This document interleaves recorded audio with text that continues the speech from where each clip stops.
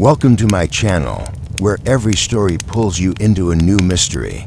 Every case tests your instincts, and every clue brings us one step closer to the truth. In today's case, we follow Hercule Poirot as he investigates a murder that occurred during a storm that never seemed to end, except for one chilling minute when the rain suddenly stopped and a single gunshot was heard. Stay with me till the end, because when Poirot discovers why the rain paused, he'll uncover a secret timed so perfectly it could only have been planned by the killer. So, pick up your cup of tea and get comfortable, because today's case is worth every second. Until the very end, Hercule Poirot and the rain that stopped for 1 minute after 1.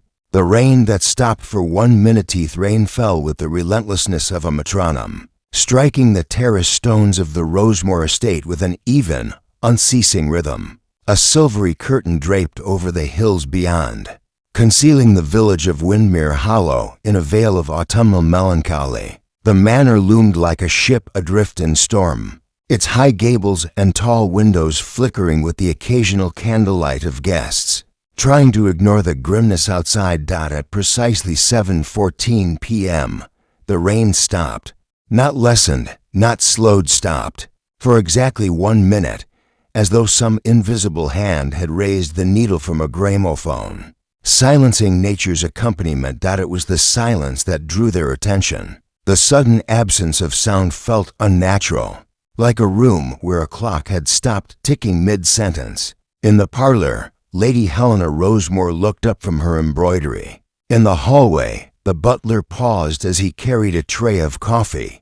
On the stair, a young woman named Beatrice Lockwood dropped her book and held her breath. A grandfather clock gave a single hollow chime. Then, as if exhaling, the rain returned steady, cold, and indifferent. By 7:20 p.m., the body had been found. It was Lord Percival Rosemore. He lay sprawled on the study carpet, an overturned glass near his right hand, his left hand tucked awkwardly beneath his chest, as though he had been trying to grasp at something unseen. His face was oddly peaceful, but it was the eyes wide open, staring at the polished ceiling that gave the game away. Something had taken him by surprise in the very moment of death. Dr. William Hartley, summoned immediately, crouched beside the corpse and pressed 2 fingers to the throat. "He's gone," he said flatly. "Not long. Less than 15 minutes, I should say." "Poison?" asked Lady Helena in a voice to control. Dr. Hartley's brow furrowed. "There's no smell, no sign of struggle, but I won't rule it out. It could be a fast-acting alkaloid, strychnine, perhaps. I see." She straightened, smoothing the front of her gown. "We should notify the authorities, and there's someone else who must be told." Beatrice Lockwood, still at the foot of the stairs, whispered, "You mean the man Lady Helena brought in this afternoon?" "Yes," said Lady Helena, almost to herself. The Belgian, Hercule Poirot, was not, as many imagined, the sort of man who faded into the background. Though he was not tall, and though his shoes were so pristine that no English lane dared muddy them, his presence expanded to fill any space. He was the sort of man whose silence spoke louder than others' opinions. He had arrived at Rosemore that very afternoon, having accepted Lady Helena's rather cryptic invitation. She had written that she feared something intolerable is growing in this house. Not something of the flesh, but of the will. Poirot had smiled gently at the phrase. "A crime of psychology, then," he had said aloud in his compartment as the train curved toward the south. "Ah, but of course, now," as he was summoned by the footman to the study. Poirot appeared in the doorway with a slight bow. He was dressed immaculately, as though the storm had not touched him. Gray 3-piece suit, gloves, and a pocket square as crisp as a pressed envelope. He examined the scene without kneeling, his gaze flicking from the position of the body to the still swaying decanter on the table, to the singular detail others had not yet considered. The window latch opened just an inch, letting in the scent of petrichor and distant smoke. Lady Helena approached him. Monsieur Poirot, I did not expect your services would be required so soon. Poirot's eyes remained on the decanter. When death arrives too early, madam, it is rarely by accident. May I examine the room before anything is disturbed? The constable, newly arrived, looked doubtful, but Lady Helena nodded. Yes, please. Poirot moved like a dancer in a sacred ritual, hands clasped neatly, eyes missing nothing. He observed the stain round the mouth of the glass, the single muddy footprint not matching Lord Rosemore's shoes, the copy of Othello lying open on the floor, pages fluttering as though it had been thrown. Do you know what chapter it is open to? Poirot asked gently. Beatrice, who had edged into the room unnoticed, looked over. Act 3, Scene 3. Oh, beware, my lord, of jealousy. Poirot's eyes gleamed. Ah, most instructive. By the time the rain truly subsided this time for good, it was nearing midnight. The guests of the manor had been gathered in the drawing room. They sat in various states of discomfort and anxiety. The tall French window showed only mist and moonlight now. Among the occupants, Lady Helena Rosemore, the poised widow, whose grief seemed encased in marble, Dr. William Hartley, a family friend with tired eyes and a careful tongue, Beatrice Lockwood, the observant niece with ink-stained fingers and a quiet defiance, Julian Fay, Lord Rosemore's secretary, nervous and pale, clutching a sheaf of unsent letters, Charlotte Ambrose, Lady Helena's oldest friend, who sipped sherry with steady fingers, James Ambrose, her husband, whose watchful silence suggested he heard more than he said. Poirot stood before them, calm, precise. Mesdames et messieurs, forgive the intrusion into your evening. A man has died, perhaps by fate, perhaps not. But there is something curious that occurred this evening. Something nature herself betrayed as silence in the rain. For 1 minute, it stopped. Only 1 minute. But that minute, he said softly, was long enough for murder. They stared at him, unmoving. I do not yet know the method. I do not yet know the name. But I tell you this, there is someone in this room who feared that minute more than anything. He bowed slightly, and turned.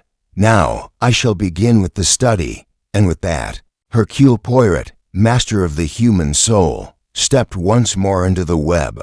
The rain, still clinging to the windows like reluctant ghosts, watched in silence. Chapter 2. The first closed study had been left untouched, save for the placement of a single white sheet over Lord Rosemore's body, now still beneath the dim light of the desk lamp. The scent of paper and age wood mixed with the faint, acrid note of spilled brandy. Poirot entered alone this time, with the constable posted outside at his request. Let the little gray cells work without interruption, he had said mildly. He circled the room slowly. Everything was as it had been, yet not. The decanter and glass sat on the mahogany side table. But Poirot noted again the slightly darker ring beneath the glass. Moisture, yes, but less condensation, and more residue. He retrieved a handkerchief and dabbed gently, noting the slight discoloration on the cloth. Next, he examined the armchair across from the body. A copy of Othello still lay open, as it had before, but Poirot's eyes narrowed. A faint smudge of oil on the page edge suggested the book had been handled recently, by someone whose hands had touched the decanter as well. He knelt not easily, but carefully before the fireplace. The ash was cold, but within it, he saw the curled corner of what had once been a note, now charred black. Using tweezers from his pocket case, he extracted it, revealing one edge of surviving paper. 3 letters remained. L. Poirot murmured, perhaps will, or perhaps a label, MMM. Too little, too little. On the desk lay a sheaf of papers. Most bore Lord Rosemore's distinctive, slanted hand.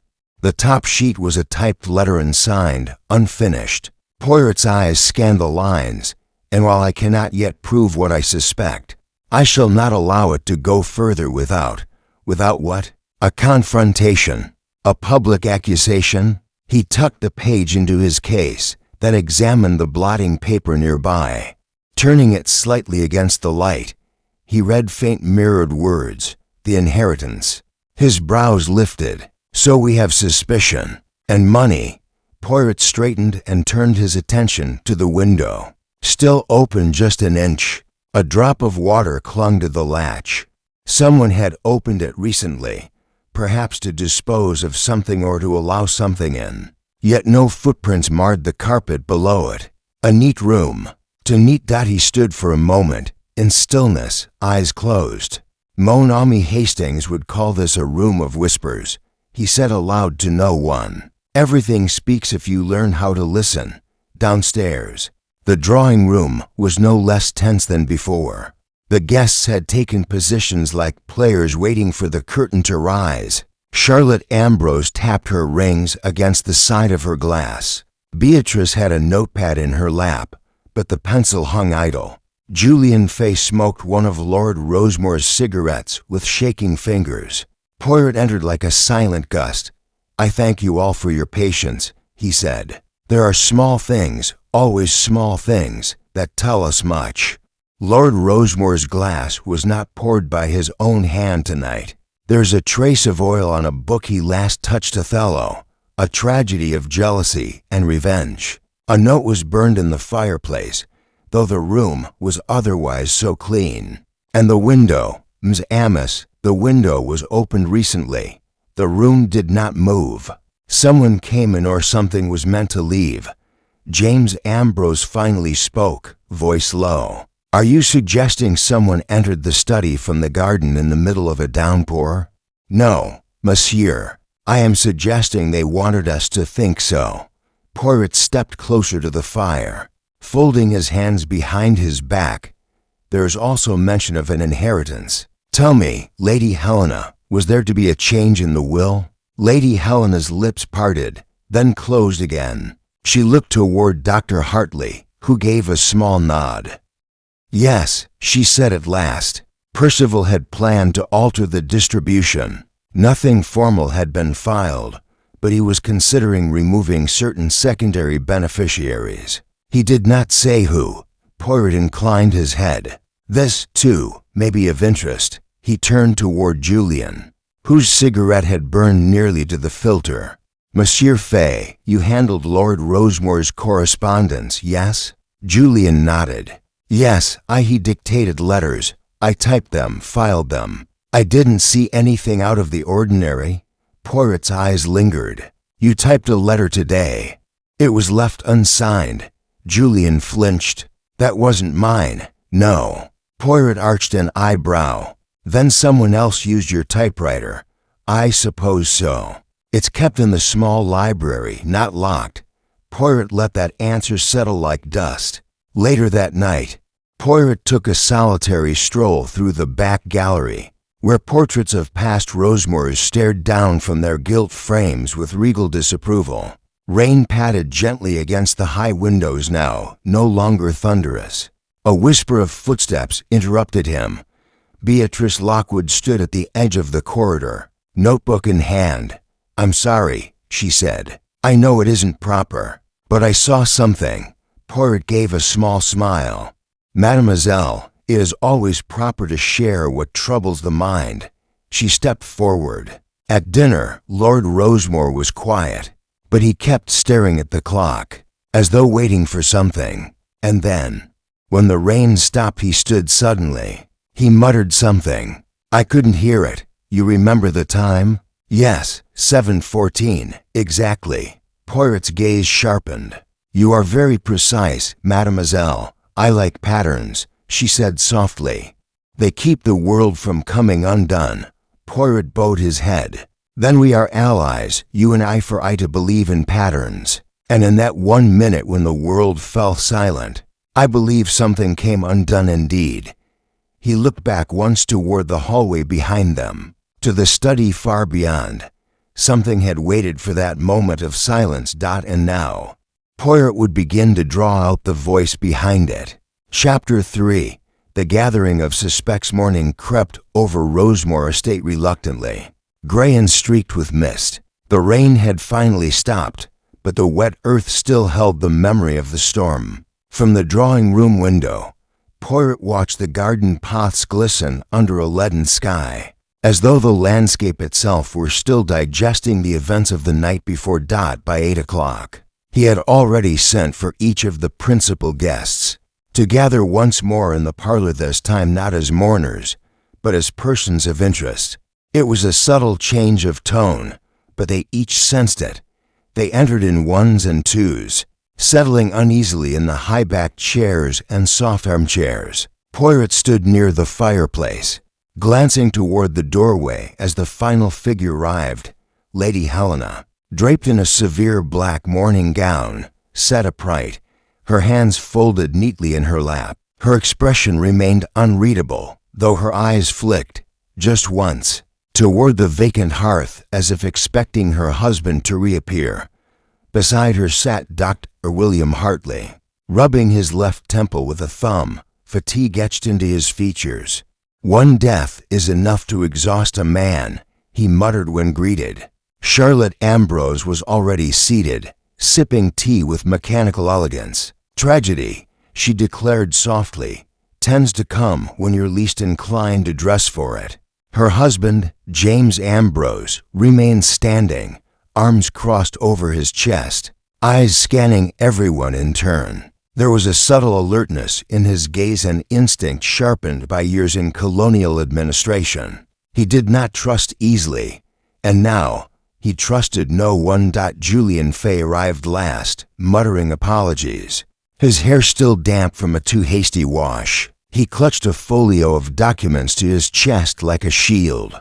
Poirot watched him closely, and Beatrice Lockwood sat apart, quietly noting the scene in her ever-present notebook. Poirot stepped forward. "Ms. Amos, you have been gathered not merely because of your proximity to the late Lord Rosemore, but because, in my experience, a circle of such refinement may still contain within it a secret capable of murder." They bristled, some visibly, others inwardly. "Let us speak not of suspicion, but of opportunity and of motive." "I shall ask only for honesty." Charlotte gave a brittle laugh. "Then we shall be here for some time." Poirot inclined his head. "Madam, honesty may be elusive, but inconsistency is not." He turned to Lady Helena. "Madam, you said your husband intended to alter his will. Can you recall when he first mentioned this?" She hesitated. 2 weeks ago. He had a conversation with his solicitor in London. I didn't know the details. He only said he wished to correct old obligations." "Old obligations," Poirot repeated. "That is a phrase with flexibility." Lady Helena said nothing more. Poirot turned his gaze to Julian Fay. "You were present in the house for much of that time, were you not?" "Yes, Monsieur Poirot." "Did Lord Rosemore appear anxious? Distracted?" Julian shifted. "Yes, I suppose. He spent more time in the study. He asked me to draft several letters, and he shredded one of them, afterward said it was to direct. He never let me read the final version." Poirot raised his eyebrows. "And did anyone else other than you have access to the study in the evening?" "Technically, no. It's always locked after 9. But," Julian hesitated, "yes, Beatrice sometimes goes in when he's not there." All eyes turned to her. Beatrice blinked, clearly caught off guard. "Only to borrow books." "He said I could." "Books?" Charlotte Ambrose asked, her voice tinged with disbelief. "You read legal drafts, do you?" "No," Beatrice replied quietly. "Poetry and journals." He wrote notes in the margins, things he didn't say aloud. James Ambrose frowned. "You read his personal journals?" "I didn't snoop," she said. "They weren't hidden." Poirot held up a hand to quiet the sudden heat. "It is good to understand habits and access." "Mademoiselle, did you happen to be in or near the study last evening before the body was discovered?" Beatrice met his eyes. "I passed by at 6:50. I heard raised voices inside. 2 people. One was Lord Rosemore. The other was male." Poirot leaned forward. "Can you identify the second voice?" "I don't know. It was low, angry, The door was closed. Poirot turned slowly. "Dr. Hartley?" The physician looked up. "I was with Lord Rosemore in the morning, but not later. I spent most of the afternoon reviewing patient notes. Were you alone?" "No, James Ambrose and I played a game of chess before dinner." "He can confirm." James nodded once. "He did." Poirot let the silence settle. Then he turned back to Beatrice. "What did you hear?" She closed her eyes, recalling. "Something about not forgiving this one. And don't think I won't do it again." A silence fell. Poirot watched each face, registering the reactions. Lady Helena was pale. Charlotte's cup trembled slightly. Julian Fay looked down, his lips moving in silent repetition. James Ambrose did not blink. Poirot stepped back. "We are left with many possibilities." A window opened without footprints. A missing draft of a letter. A voice behind a locked door. And now anger. Deep, personal anger. He turned toward the door, preparing to leave. "One more question," he said, almost offhand. "Did any of you notice anything unusual at the time of the rain's silence?" The group exchanged puzzled glances. "Silence?" asked Charlotte. Poirot nodded. "There was a single minute when the rain ceased. Precisely at 7:14, nature paused. And in that pause, I believe something unnatural occurred." He met Beatrice's eyes, and she nodded faintly. "Do not forget it, Ms. Amos," Poirot said softly, "for in that minute lies the truth." And then, with a slight adjustment of his cuffs, he departed, leaving a room more unsettled than when he had entered. Chapter 4.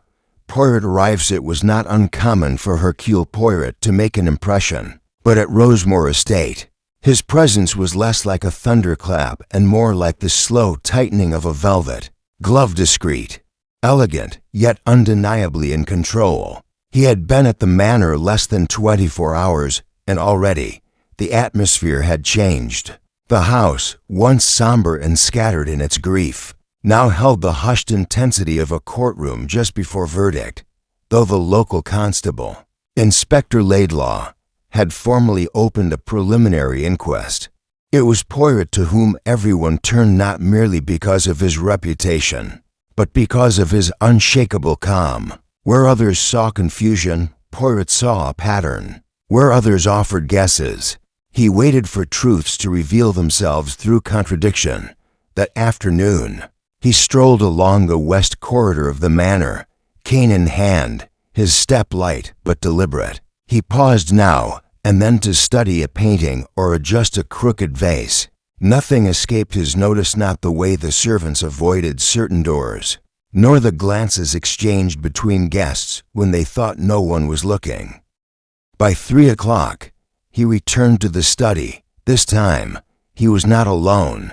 Inspector Laidlaw awaited him inside, mid-50s, lean, with hands that clenched when idle. He had little patience for what he called continental flourishes, but had the sense to defer when the situation outpaced him.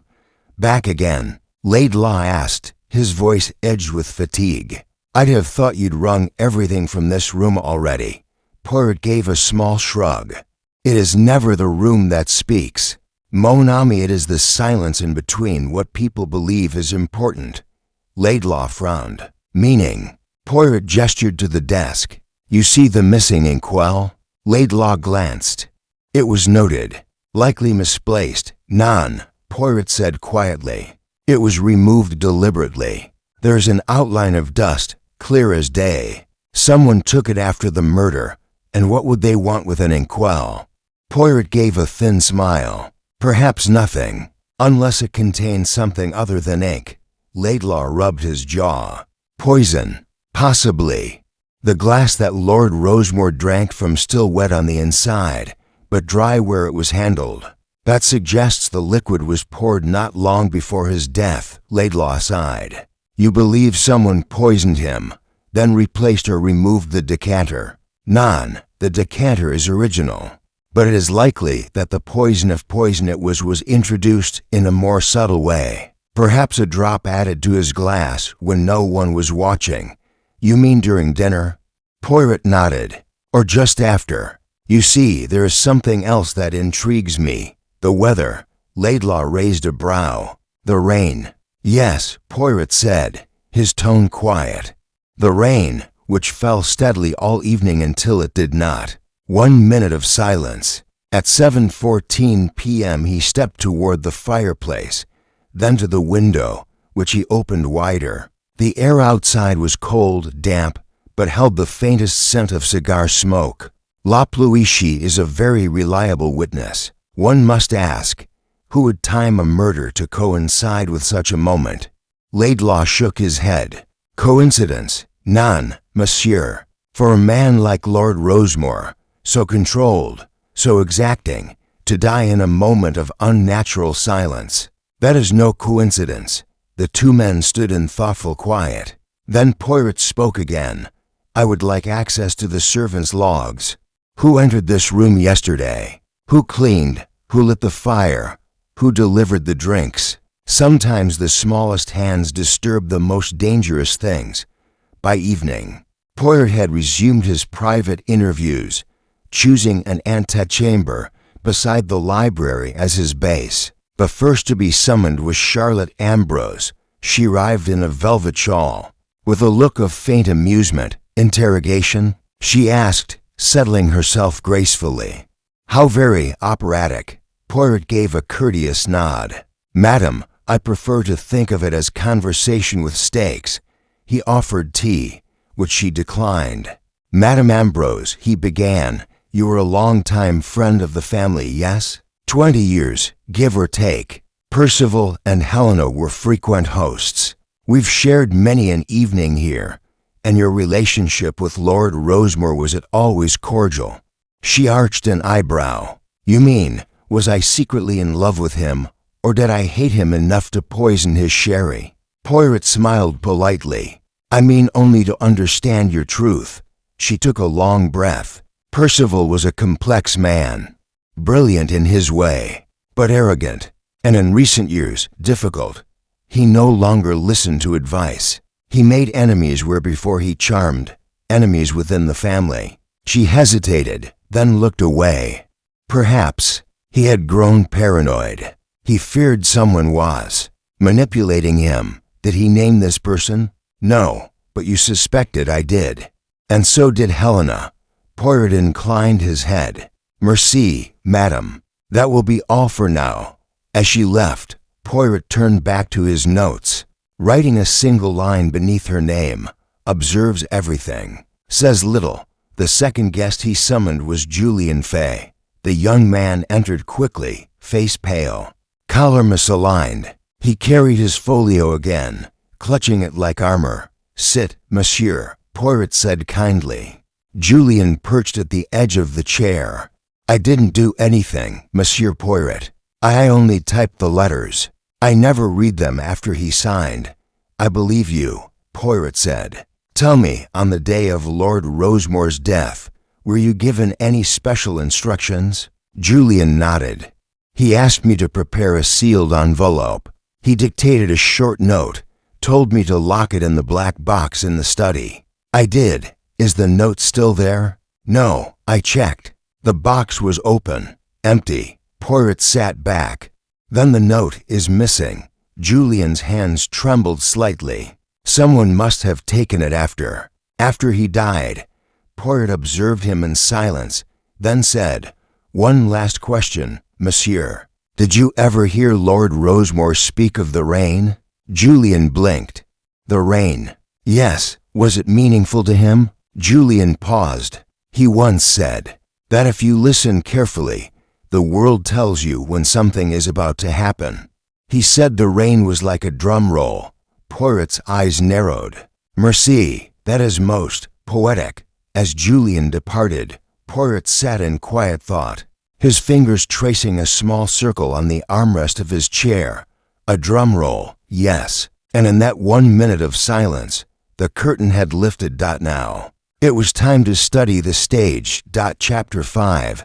Initial interviews begin the following morning. Poirot had requested that no one leave the estate.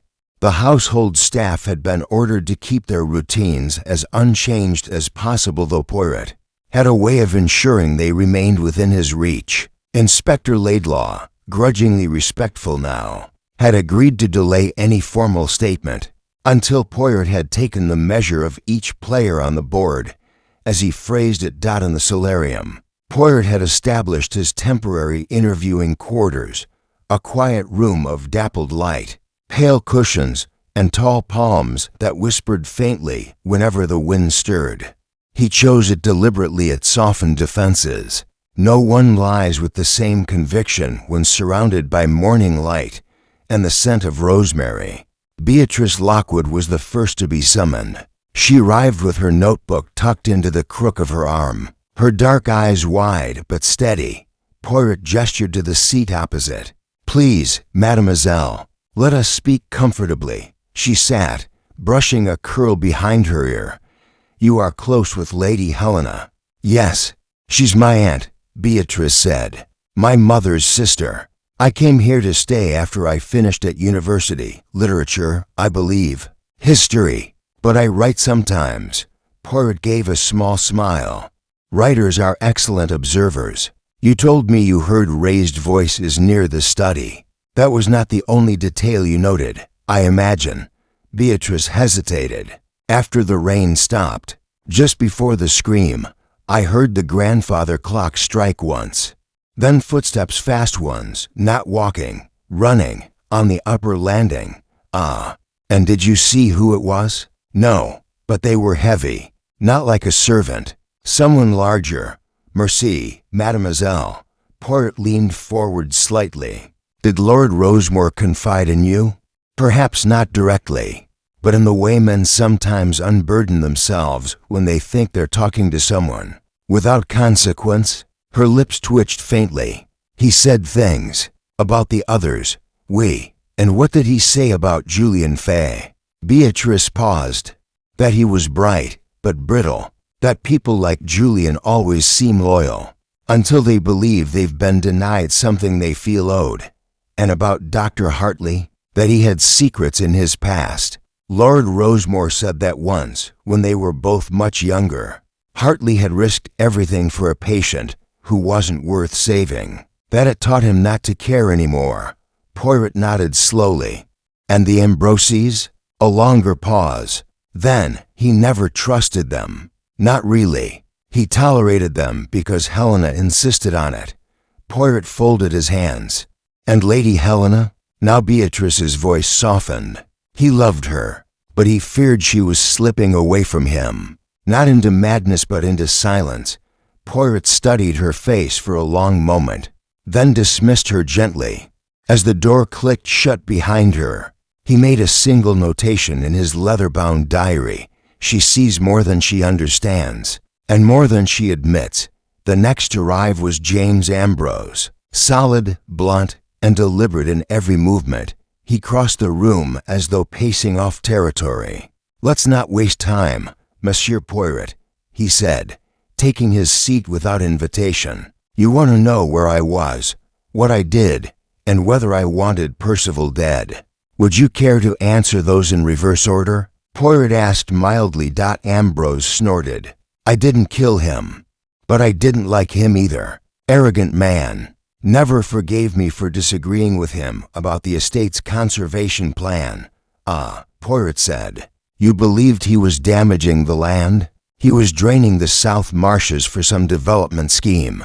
It would have ruined the ecosystem. I protested. We fought. End of story." Poirot tilted his head. "But the fighting wasn't the end, was it?" Ambrose's jaw tightened. "I never threatened him. But I won't lie.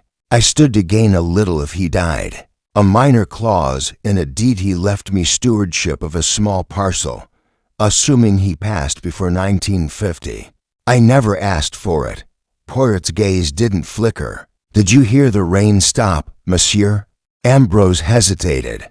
"Yes, it was strange.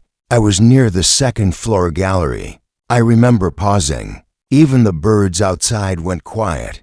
Poirot's eyes narrowed. "And did you see anyone on the upper floor?" "No," he said quickly, too quickly. Then added, "But I heard a door latch. Possibly the linen closet. Nothing more." Poirot made no comment, but as Ambrose left, he jotted down another line, instinctively cautious. "I know more. Hold it tight." Charlotte Ambrose followed next. Her perfume preceded Hurrow's and musk. She wore deep plum silk and gloves, though it was no longer cold. She smiled as she entered, as if humoring a child's game. "I confess," she said, "I've always wanted to be part of one of your little puzzles. Monsieur Poirot, though I wish it hadn't come at such a price." "Madam," Poirot said, "I suspect you've already begun playing the game." Her smile twitched, then held. "I ask only a few questions. Where were you at 7:14 p.m.? I had retired early to our rooms. My husband was still wandering the halls. He has that habit. Did you hear the clock?" "I did. Just one chime. It was strange, wasn't it? Almost theatrical." Poirot studied her gloves. "And did you see Lord Rosemore in the hours leading up to his death?" "No, only at dinner." He seemed tense, as if he were building toward something. Poirot leaned forward. "And were you?" Her smile faltered. "I don't know what you mean." "I think you do," he said gently.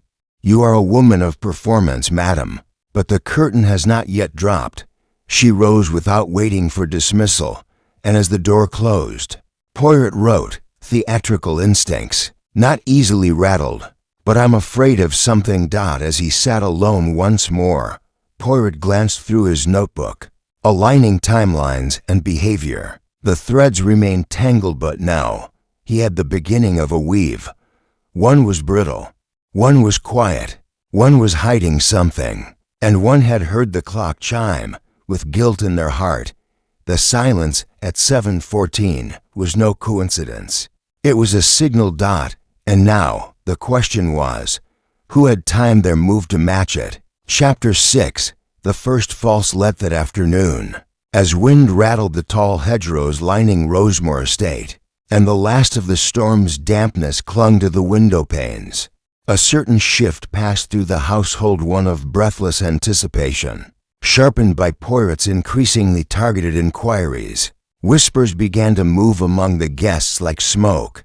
He suspects someone. He already knows. He's waiting for proof. And then, just past 4 o'clock, a cry rang out from the drawing room. Julian Fay stood at the hearth, clutching a folded sheet of paper in one hand, his face pale with horror. His eyes were locked on the large fireplace grate, where burnt scraps of paper still clung to the edges of the ashpan. Poirot arrived swiftly, flanked by Inspector Laidlaw, and took the page from Julian without a word. Only a fragment of writing remained unmarred, typed unmistakably in the same style as the unfinished letter Poirot had previously found.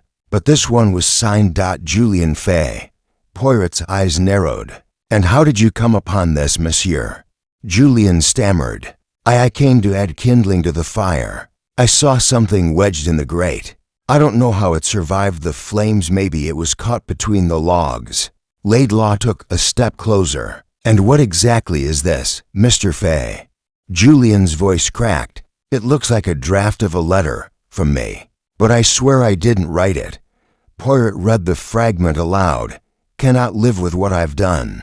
The guilt burns through me. I never meant for it to go that far." Julian sank into a chair, visibly trembling.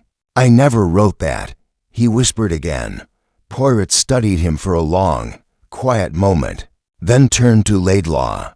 "Monsieur l'Inspecteur, perhaps now you would like to speak." Laidlaw nodded, expression stern. "I'm afraid this places you in a compromising position, Mr. Fay. We'll need to search your quarters and take your typewriter into evidence." Julian's hands shot up, as if to ward off invisible blows. "My typewriter? But anyone could have used it. It's not locked, it's in the library." Laidlaw gestured to the constable at the door. "Have it brought. We'll compare the key imprints." Poirot said nothing but watched the boy. "Yes, boy." Despite his adult veneer collapse into himself, it was not fear of guilt Poirot saw, but the dread of being misunderstood. Caught in something greater than himself, Lady Helena entered moments later, drawn by the commotion. "What is this?" she asked, voice sharp. Julian rose shakily. "They think I killed him, Lady Helena. They found a letter in the fireplace, one I didn't write." She looked at Poirot. "Do you believe he did it?" Poirot gave the faintest shake of his head. "I believe, madam, that we are standing in the shadow of a deception at its source. Still." The rumor spread before Julian could defend himself. The staff whispered behind kitchen doors. James Ambrose muttered that the boy had always seemed too quiet. Charlotte declared she'd never trusted him. Despite his air of obedience, even Beatrice, when asked privately by Poirot, admitted that Julian had been near the study more often than anyone else. "I thought he was just efficient," she said. "But maybe he was watching Lord Rosemore too closely." That evening, as Julian's room was searched, the constables found what appeared to be a bottle of sedatives hidden in his bedside drawer. An older pharmaceutical, labeled in a near illegible scrawl, belladonna tincture, a toxic substance in excess, often used historically for nerve pain, and difficult to detect without specific testing. Laidlaw handed it to Poirot with the smugness of one closing a case. Poirot held the bottle in silence, studying the tiny cork stopper, the faded label, La Belladonna. He murmured, "Deadly nightshade, subtle, elegant, and yet clumsy when hidden so plainly." Julian sobbed when shown the vial. "That's not mine. I didn't. Why would I leave it there if I meant to use it?" Laidlaw didn't respond. He'd already instructed the local magistrate to prepare a formal statement of suspicion. Later that night, Poirot stood in the upper gallery, overlooking the main entrance hall where shadows curled against the marble floor. Beatrice approached him quietly, hesitant but determined. "I don't believe he did it," she said. Poirot turned. "And why not, mademoiselle?" "Because he's terrified in the wrong way." "Explain." "He's afraid of being caught, not of having done something wrong." "There's a difference. And besides, Julian is a coward." Poirot considered this. "A coward might still kill, if pressed, but not with belladonna," she said. "He doesn't even drink tea without checking the label." Poirot smiled faintly. "You are observant as always." "I'm not being loyal," Beatrice said. "Just honest." Poirot reached into his pocket and withdrew the burned letter fragment again. "This note is the key, but not because it was written, because it was planted. You think someone forged it?" Poirot nodded. "Yes, and more than that, they timed its discovery. Just as with the minute of silence, they are staging a scene, one calculated to draw attention away from themselves." Beatrice frowned. "So who?" Poirot looked beyond her, toward the tall portrait of Lord Rosemore above the staircase. The man stared out as if still judging them all from beyond. "That," he said quietly, "is what I intend to find out, but not through their lies, through their contradictions." He stepped into the shadows. "In the theater of guilt," he said, "the first to weep may not be the first to fall, but they are always watched too closely." And with that, Poirot disappeared once more into the web of truth, where the threads of deception were just beginning to tremble. Chapter 7. The psychological gamut rain had given way to a brittle kind of stillness, leaden skies, unmoving leaves, and a chill that settled without ceremony. Within Rosemore's walls, the illusion of calm continued to fray. Julian Fay, though not arrested, remained sequestered in his quarters, under the quiet eye of the constable posted at the end of the corridor. No charges had been filed, but suspicion lingered in the air like smoke that refused to dissipate. Poirot, for his part, moved with a fresh precision. He was narrowing his field, and the others could feel it. A certain tension gripped the drawing-room conversations, the passing glances at meals, the careful choice of words when answering harmless questions. On this particular afternoon, Poirot returned to the solarium, this time inviting Dr. William Hartley to join him. The physician appeared slightly disheveled, his tie knotted in haste, his spectacles smudged at the rim. He entered carrying a book under one arm, Medical Ethics, a historical review, and set it beside him like a talisman. Poirot gestured toward the chair. "Please, doctor, sit." Hartley did, offering a terse nod. "I thought we might talk," Poirot began. "Not about facts, but about temperament."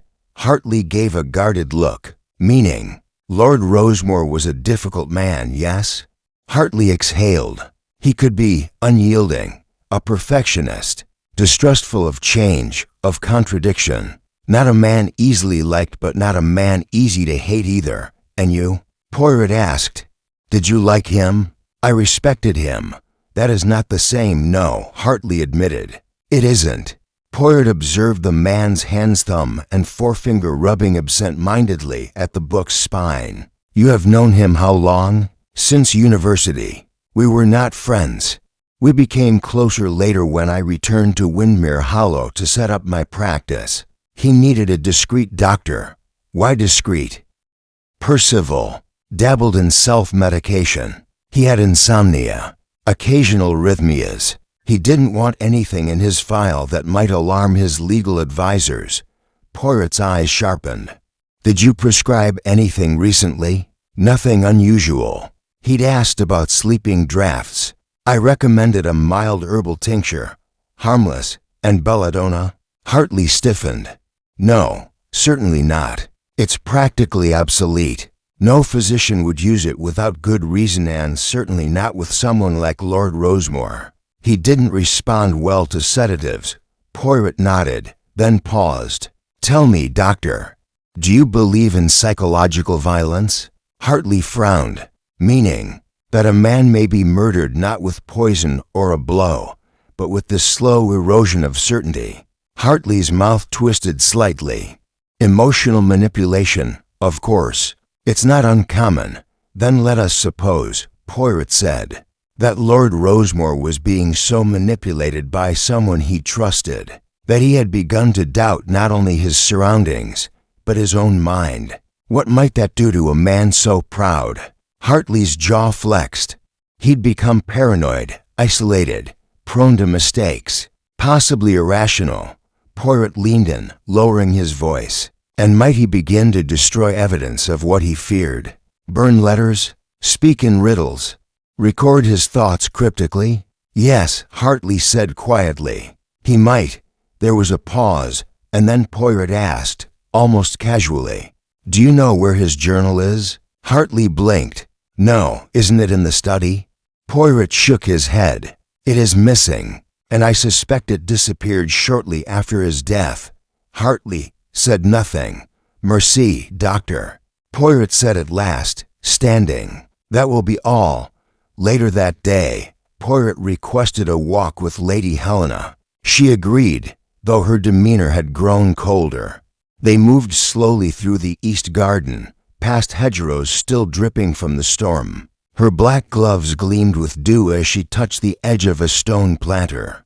"I imagine you suspect everyone by now," she said. "Even me, I suspect no one," Poirot replied gently. "I observe, and in observation, one often sees what others conceal without realizing, such as guilt, not always of murder, but guilt nonetheless." She stopped walking. "What do you think I'm guilty of, Monsieur Poirot?" He turned to face her. "Of allowing a storm to build inside your marriage that you no longer tried to stop." She looked away. "Percival had changed.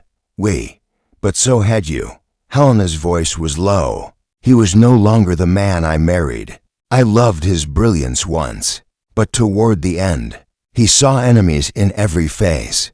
He accused Beatrice of stealing from him. He refused to sign Julian's recommendations. He threatened to disinherit James for opposing a drainage project. And you? He said I was keeping secrets, that I plotted with my friends behind closed doors, did you?" "No," she said flatly, "but I thought about it." Poirot didn't move. "Sometimes," she said after a moment, "I wish I had been cruel enough to do it, but I wasn't. I simply waited for the rain to stop." Poirot's eyes flickered. "Pardon?" She gave a hollow laugh.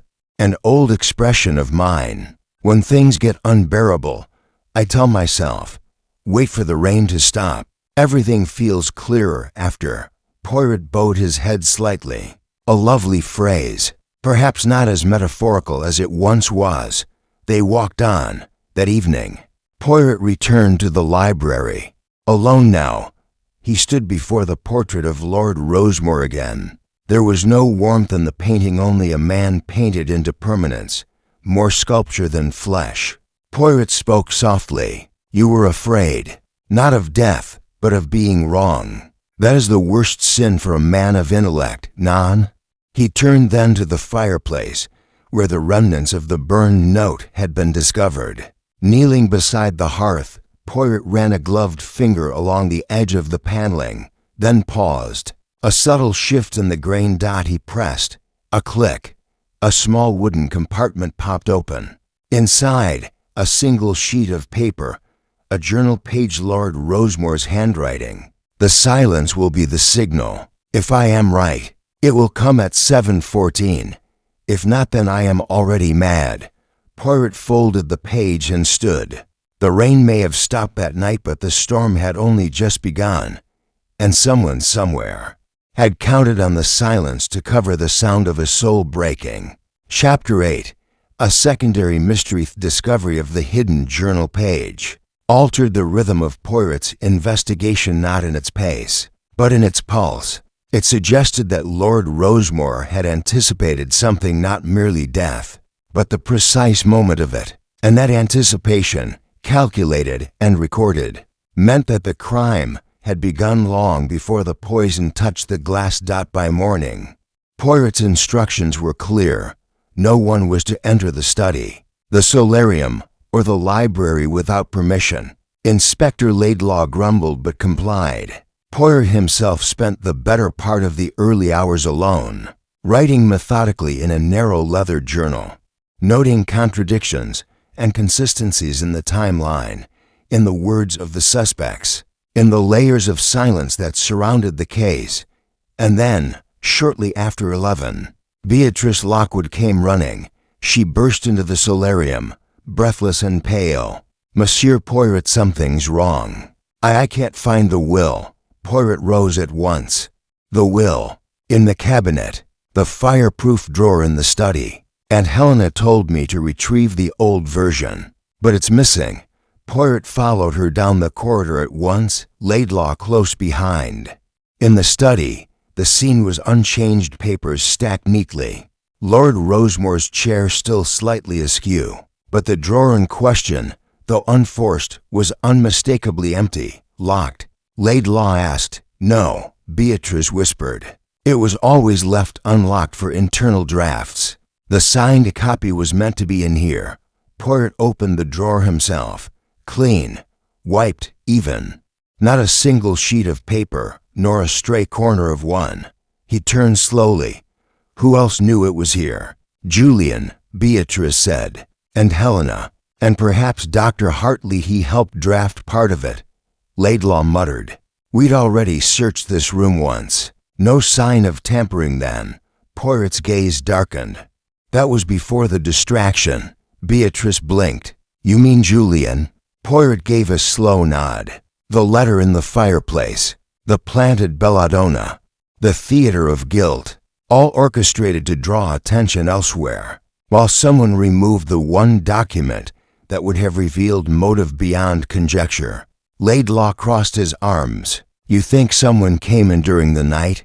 No, Poirot said. I think they came in during the noise, not silence. He pointed to the ledger atop the desk. Lord Rosemore's handwriting ends at 6:58 p.m. The murder occurred at 7:14, yes? But this drawer was not emptied in those minutes.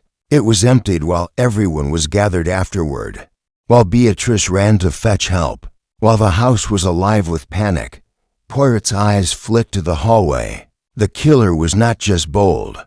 They were patient. Later that day, Poirot requested to see Julian again.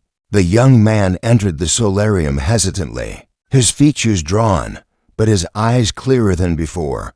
You've heard, Poirot said, that the will is missing? Julian nodded. Beatrice told me. I helped type the most recent version. I didn't see the final signatory page, but I knew who was being removed.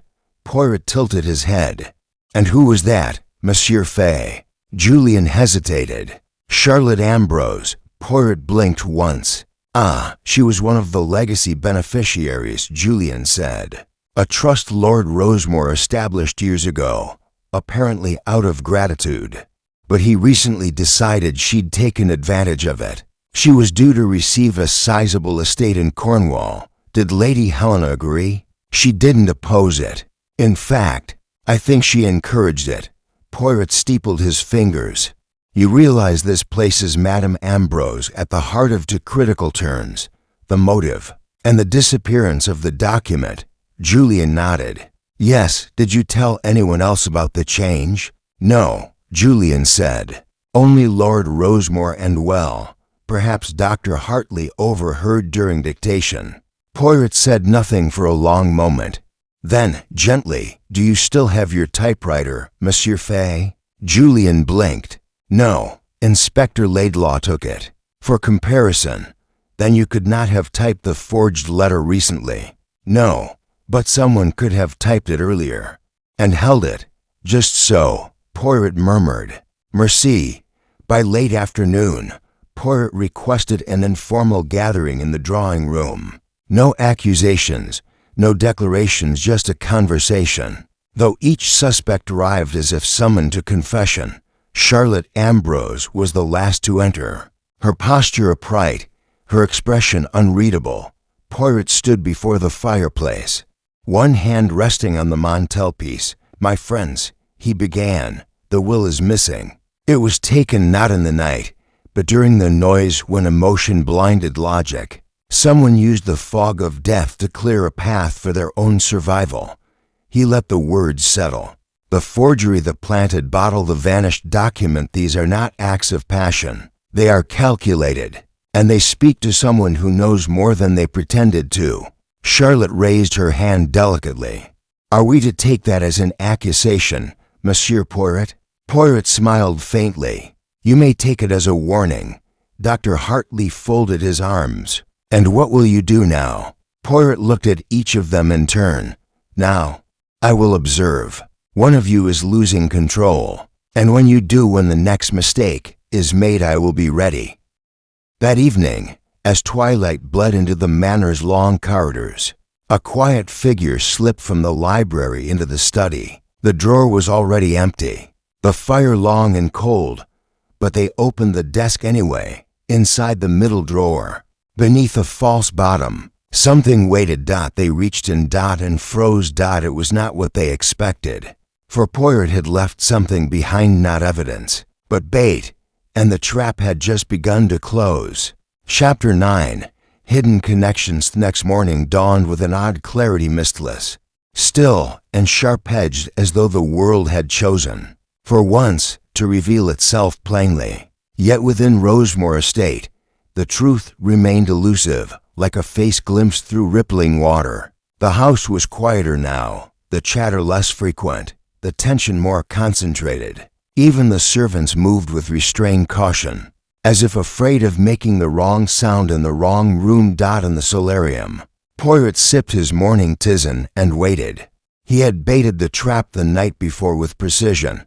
A folded page in Lord Rosemore's hand, a decoy planted in the desk's false bottom, a note that appeared to outline a conspiracy between two names. It was not real, but someone had reached for it. And in doing so, they had revealed their fear.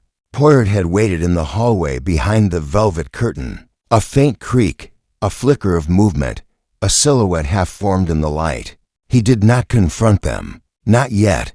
It was enough to know someone believed in the trap. And belief, as he knew well, often preceded collapse.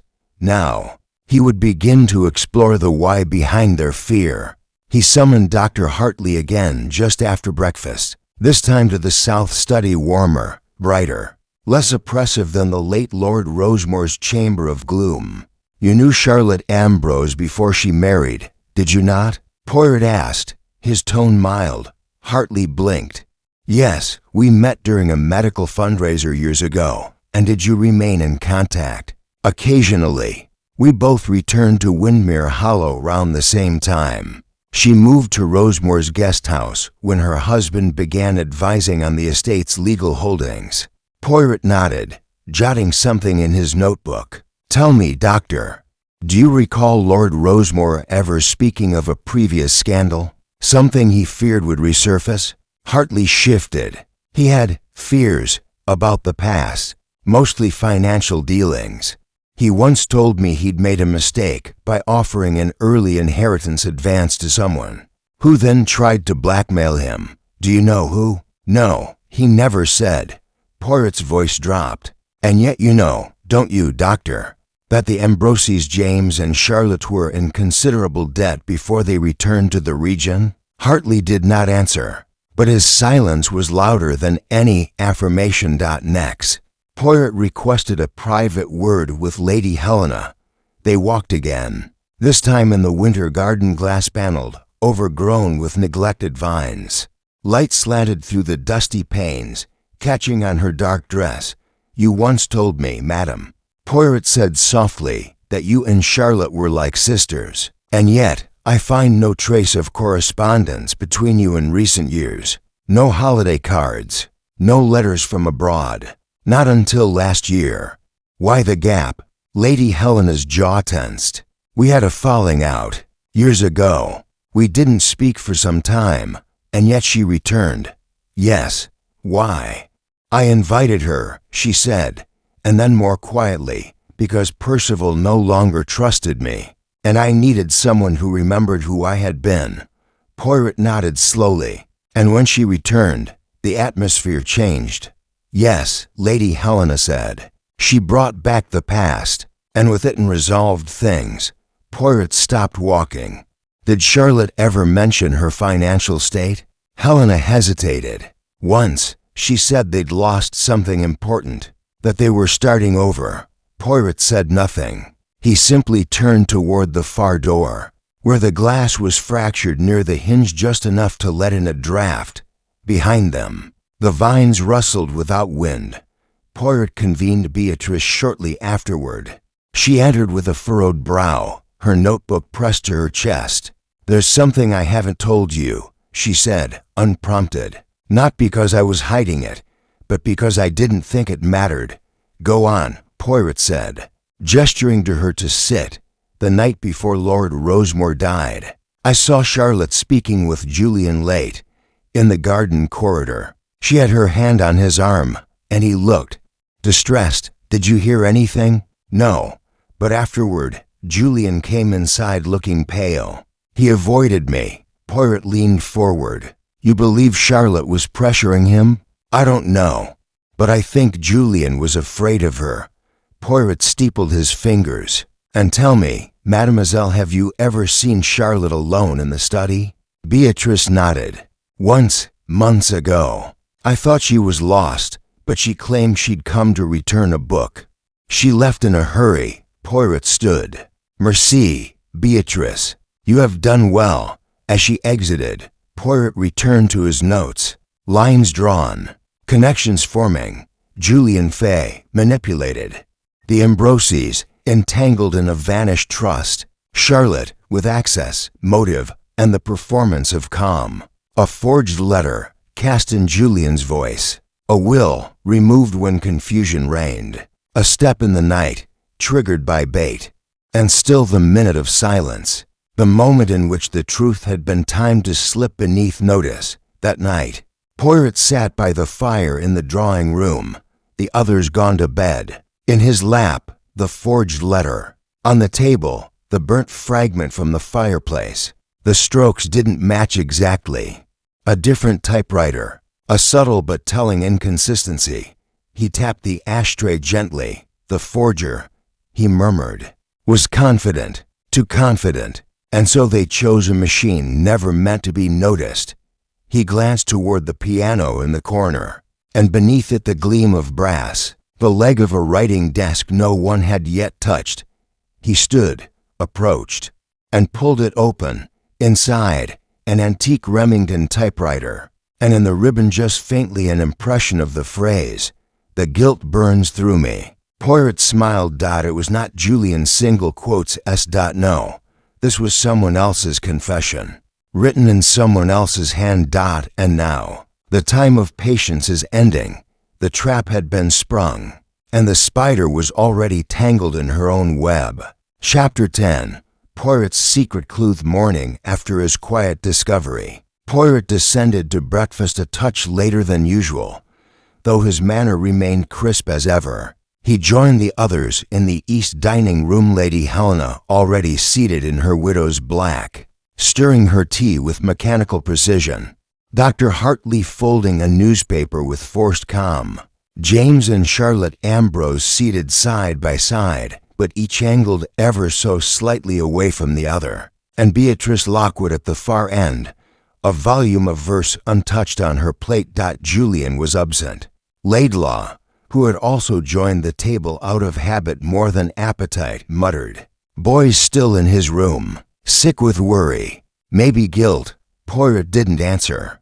Instead, he observed, always observing, who met whose eye and who did not, whose hand trembled on the fork, whose voice broke the silence first. "Forgive me," Charlotte Ambrose said suddenly, with just enough theatrical inflection, "but I must ask, how much longer must we remain here? Monsieur Poirot? Surely the authorities have enough to form an arrest, or at the very least, a declaration of innocence." Poirot folded his napkin gently. "You are quite right, madam. We are nearing the final act." James Ambrose raised an eyebrow. "That sounds ominous." Poirot stood, adjusting his cuffs. "The facts are beginning to form a pattern, one that no longer shifts under our feet. But to confirm it, I must move quietly." Without interruption, he turned to Laidlaw. "Might I trouble you for a brief meeting in the study?" Laidlaw rose, confused but obliging. Of course. As the two men left the dining room, Poirot gave Beatrice a faint nod. Her eyes widened slightly, and she closed her book. Something had passed silently between them. In the study, Poirot shut the door and drew the drapes. He did not speak for a long moment, pacing the room in slow, deliberate strides. Then, with great care, he reached into his coat and produced the folded page he had discovered beneath the piano the night before.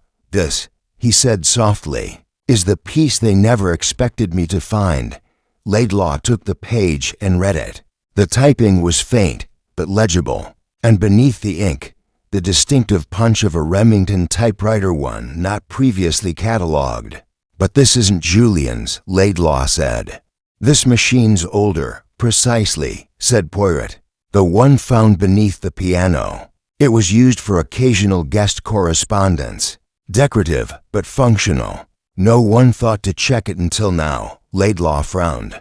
"So the forged letter, Julian's so-called confession, wasn't his at all?" "No," Poirot said. "And here is the brilliance. It was composed before the murder, planted to be found after. A story designed before the final scene began. A pre-written confession to accompany a posthumous discovery." Laidlaw sat down heavily. "So you're saying whoever wrote this planned not only the murder but the framing in advance?"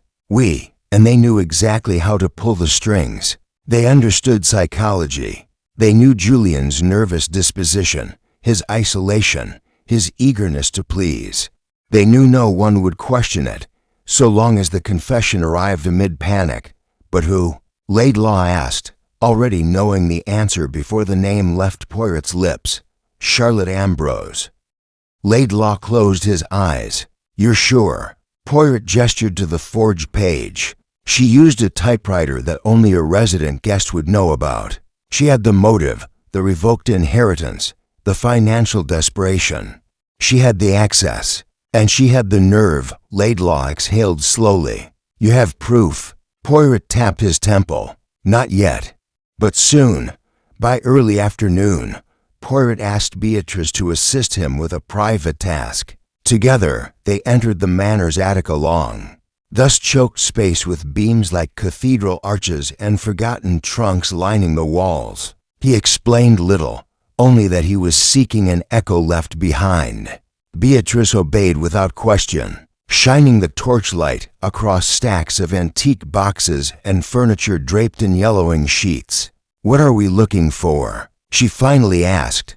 Poirot paused before a cedar trunk.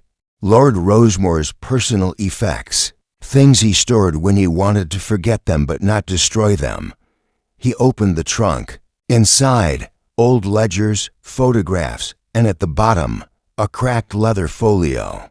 Inside were letters, many unsigned, many emotional in tone. They spoke of debts repaid, of guilt unshared, of a friendship that had become a burden. Beatrice read aloud from one. "She never truly forgave me for choosing Helena, but I never expected her to repay love with calculation." Beatrice looked up. "Who wrote these?"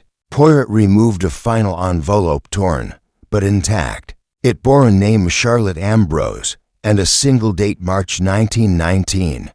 "Well," Poirot said softly, "we are now ready." That night, Poirot sat once more before the fire. The forged letter rested beside the genuine one. One, a lie rehearsed in careful type. The other, the truth written with a wounded hand. Both, now in Poirot's possession. And still, he said nothing, because the trap was not yet closed. But soon, the music was nearly over, and someone, in her final note, would strike the wrong chord. Chapter 11. Tensions riseth following day unfolded like the breath before a storm, taut, brittle, and heavy with the unspoken. Conversations around Rosemore grew fewer, the clinking of porcelain at breakfast louder than words. Something had shifted. They could all feel it, though none could say what precisely had changed.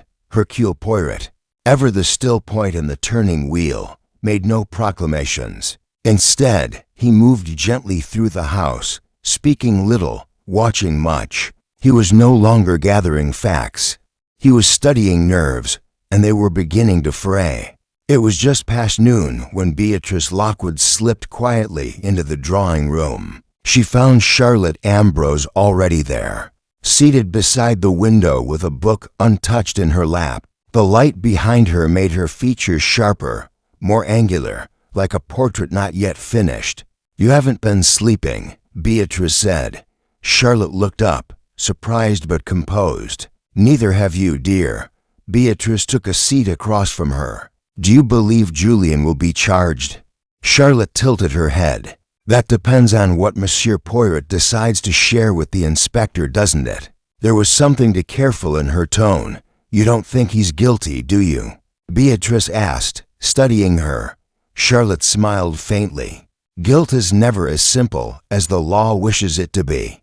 A long silence. "Then, did you know Lord Rosemore was planning to change his will?" Beatrice asked quietly. Charlotte's hands stilled on her lap. Everyone heard whispers. "He was impulsive toward the end, unstable, but you were to lose everything." Charlotte's smile did not falter, but it no longer reached her eyes. What a curious thing to say. Beatrice stood. Curious things happen when people lose what they believe belongs to them. She left before Charlotte could reply. By mid-afternoon, Julian Fay emerged from his room for the first time in nearly 2 days. He stood uncertainly at the threshold of the library, where James Ambrose sat polishing a pair of brass candlesticks. With an uncharacteristic attention to detail, Julian cleared his throat. "I just wanted to say thank you for not joining the chorus against me." James didn't look up. "Don't thank me yet. I simply keep my thoughts to myself until they're fully formed." Julian hesitated. "Do you believe I did it?" James paused. "I believe people can be made to look guilty, and I believe someone in this house is very, very good at that." Julian glanced at the desk in the corner. "Someone used a different typewriter, didn't they?" "Not mine." James nodded. "Poirot told you?" "No, but I saw him examining Remington, the one under the piano." James finally met his eyes. "Then perhaps you're not so much a suspect as you are bait." Julian turned pale. "He's setting a trap." James stood slowly, setting the candlestick aside. "He already did." Now he's watching who walks into it. He moved past Julian and out into the corridor that evening. As the storm returned, not of rain this time, but wind, rattling the old windows and echoing in the stairwells, the guests were called once more to the drawing room. Poirot stood near the fire, calm and composed, a folded letter in one hand, a worn envelope in the other. "There is something I must share with you," he said softly, though not all at once. The group settled, the air tight with apprehension. "This envelope," he said, holding it up, "was discovered in the attic. It is addressed not to Lord Rosemore, but from him, and it speaks not of legal matters, but of love betrayed." Charlotte shifted. "That sounds rather dramatic, Monsieur Poirot." "Oui, madame." "It is." He turned toward Lady Helena. "Do you know what this house has become? Not a sanctuary, but a stage. Everyone is performing now, including you." Helena looked away, her hands trembling slightly. Poirot stepped toward Dr. Hartley. "And you, mon ami, you have held back information not out of malice but out of shame. You knew Charlotte Ambrose before she became respectable, before she married." Hartley's jaw clenched.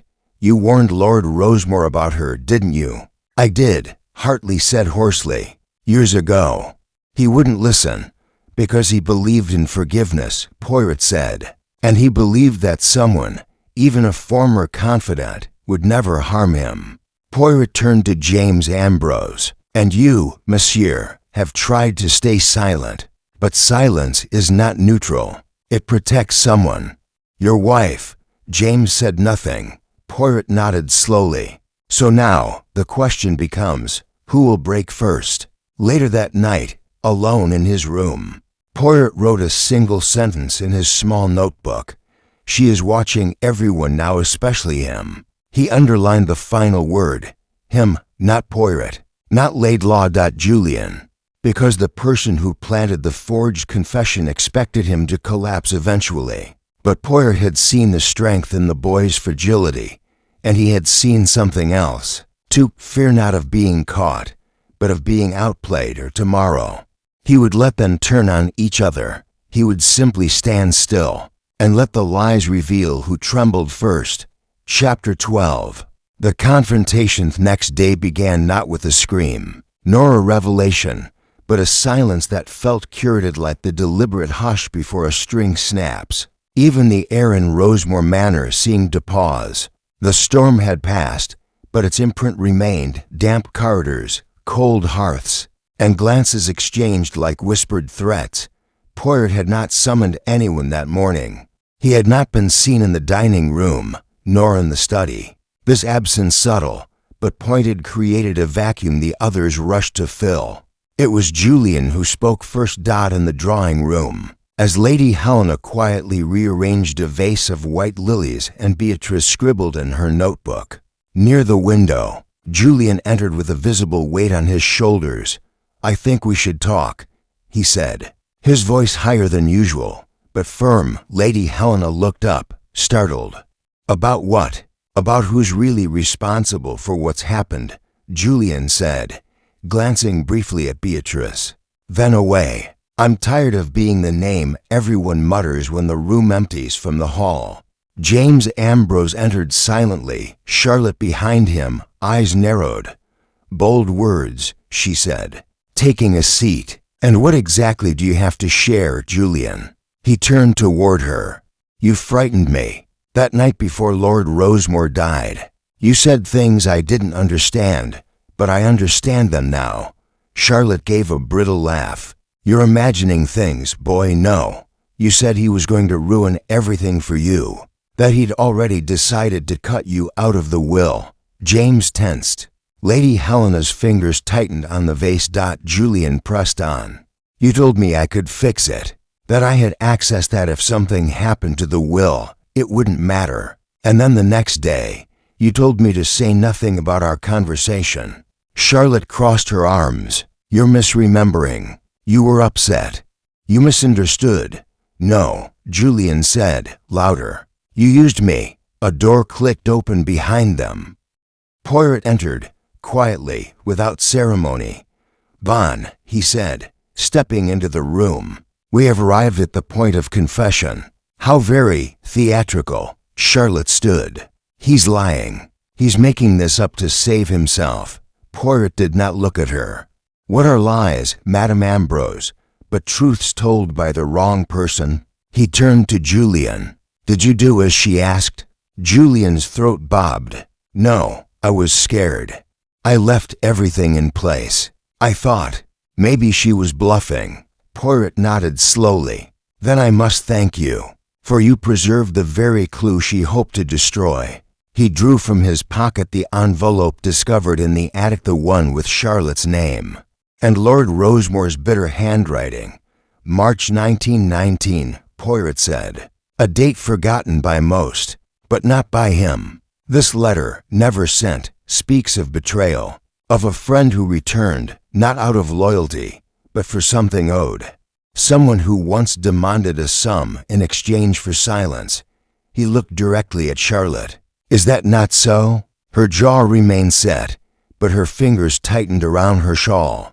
"You arrived back at Rosemore not out of affection, but necessity. You learned of the coming change in the will, perhaps from Dr. Hartley, perhaps by other means. And so you crafted a plan.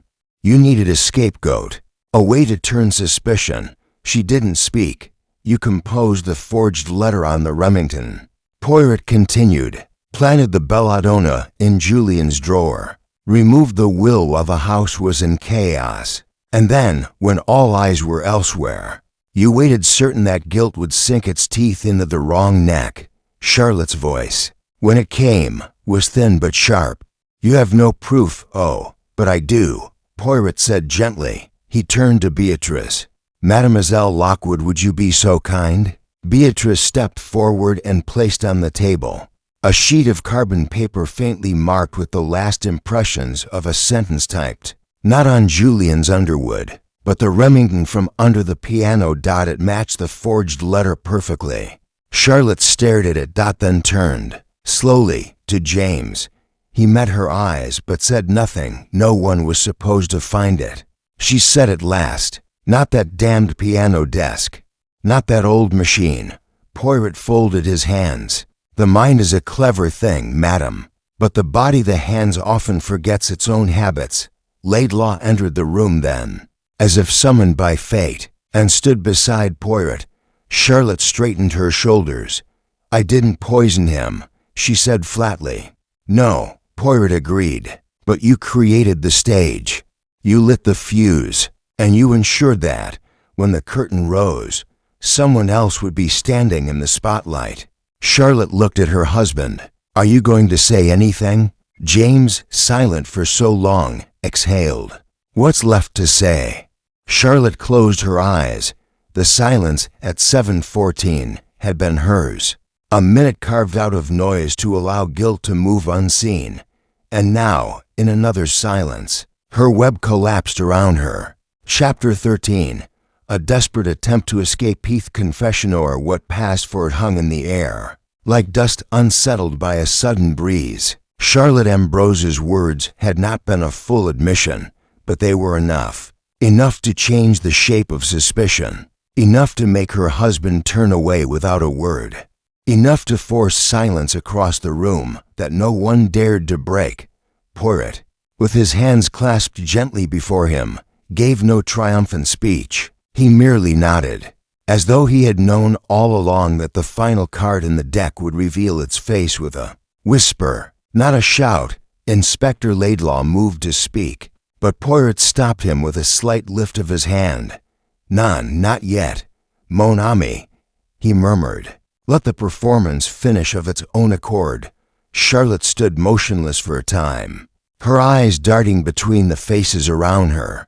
Julian looked at her with a kind of stunned betrayal, while Beatrice tight-lipped, stiff-backed, watched as if bracing for something unseen. Helena looked only at the floor. Hartley had retreated to the far side of the fireplace, hands shoved into his pockets, mouth drawn.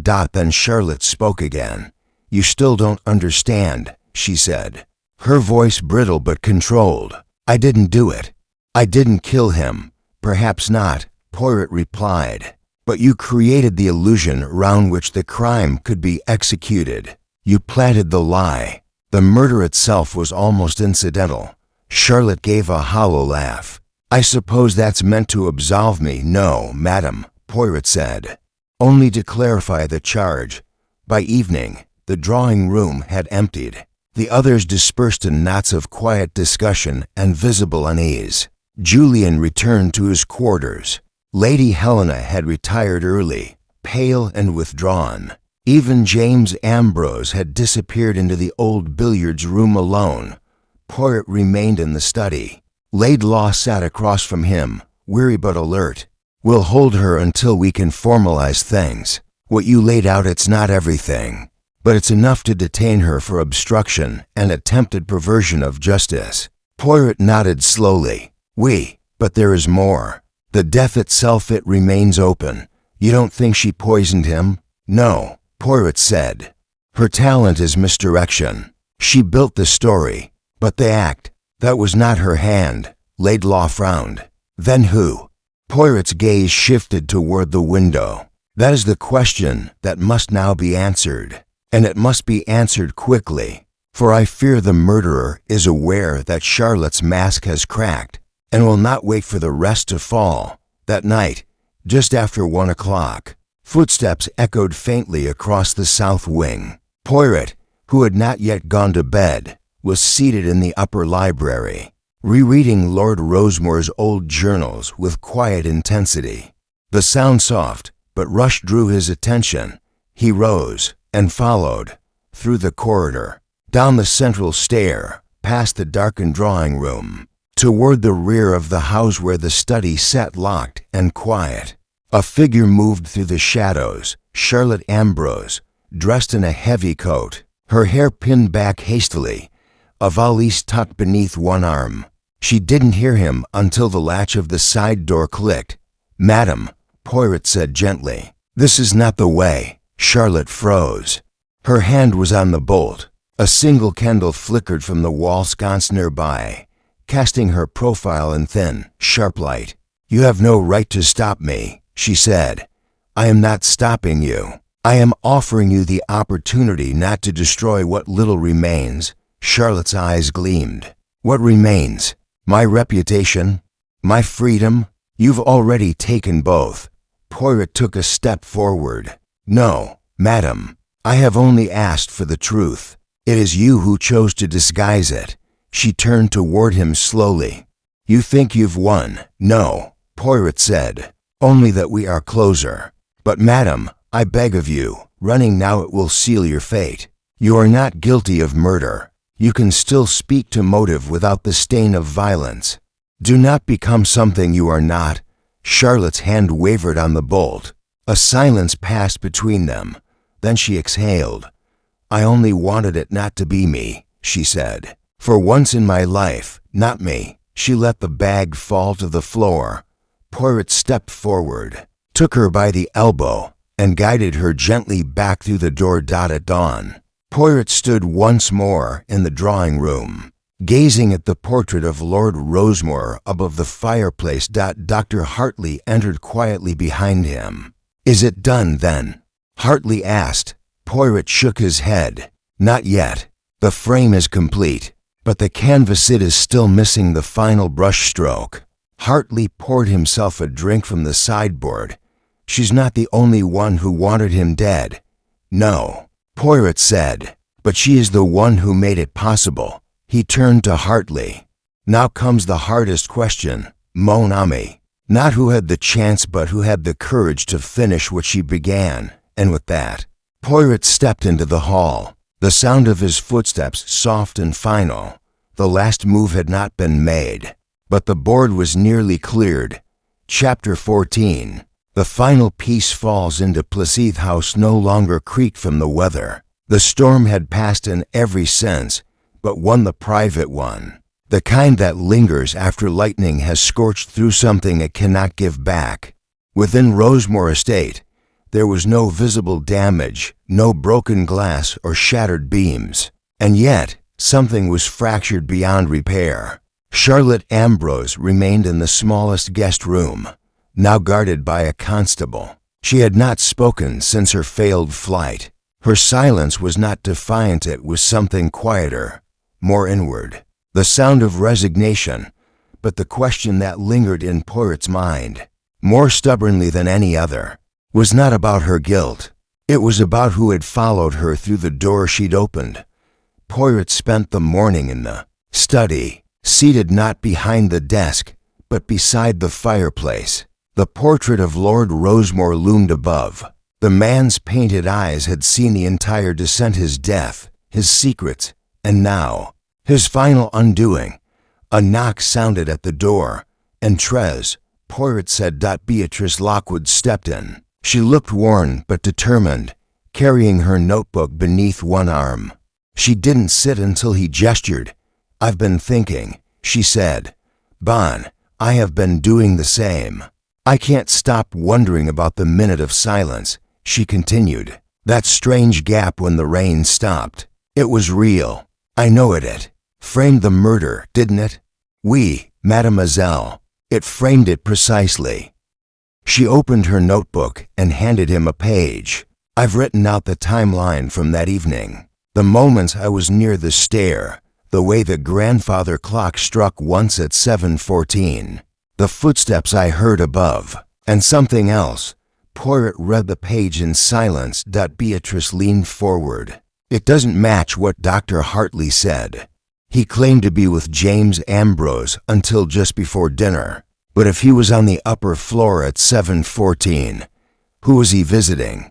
Poirot looked up. "Ah," he said softly, "now you begin to see." She nodded. "Julian, it must have been. That's whose voice I heard arguing with Lord Rosemore."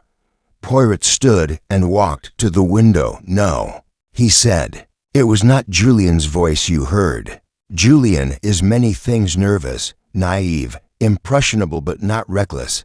Beatrice frowned. "Then who?" Poirot turned slowly, hands folded behind his back.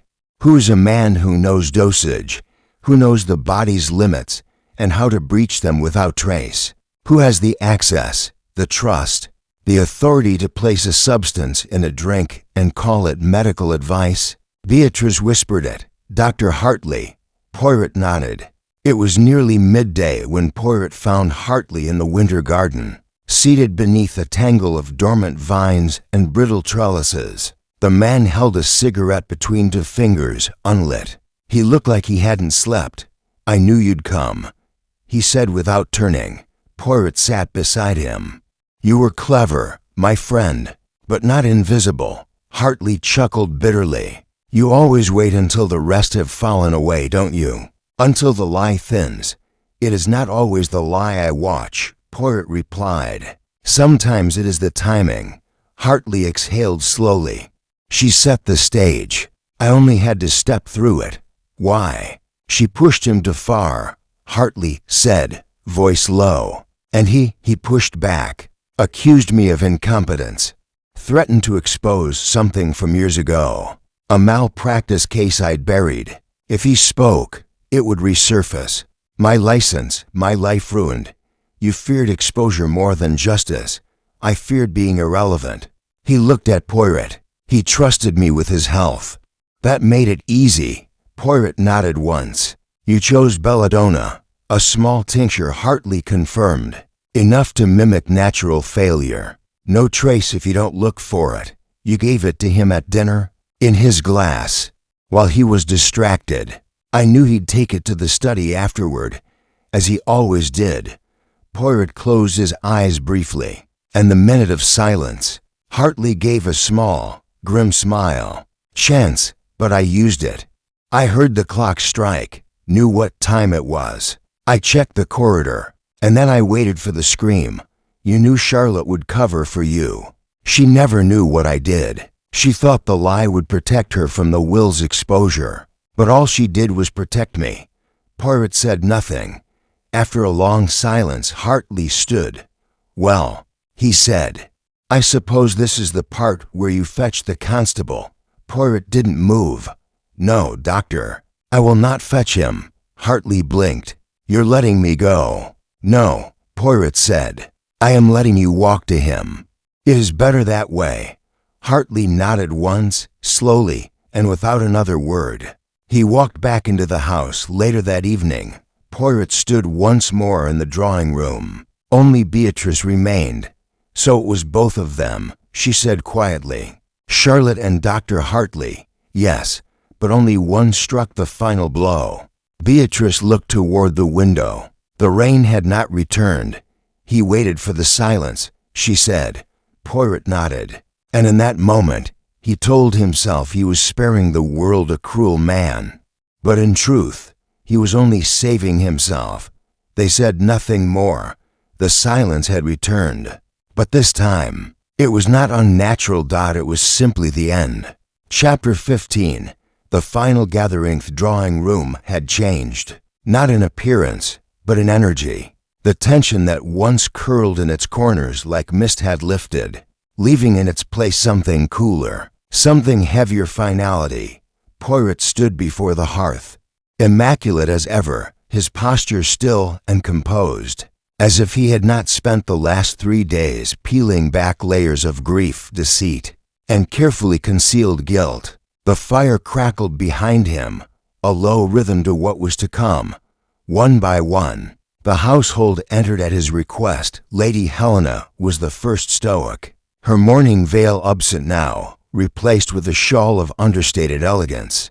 Her eyes betrayed little, but something in her bearing had shifted. A quiet acceptance. Julian Fay followed, hesitant, but no longer shrinking. He took a seat near the French doors and folded his hands tightly in his lap.